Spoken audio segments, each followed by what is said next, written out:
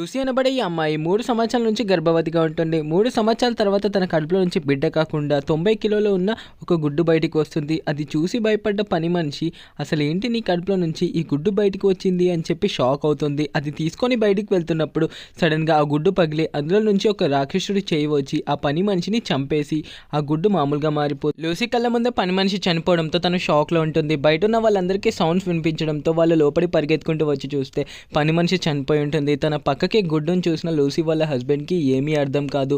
Lucy కళ్ళ ముందే పని మనిషిని ఆ రాక్షసుడు చెయ్యి అలా చంపేసిందన్న షాక్లో తను ఉంటుంది. ఊరి ప్రజలంతా లూసీ వల్ల వాళ్ళందరికీ ప్రమాదం ఉంది అని తనని కాల్చడానికి కిరోసిన్ తీసుకుని వస్తారు. తను బయటికి రాకుండా డోర్స్ అన్నిటిని లాక్ చేయడంతో వాళ్ళ హస్బెండ్ని వేడుకుంటుంది.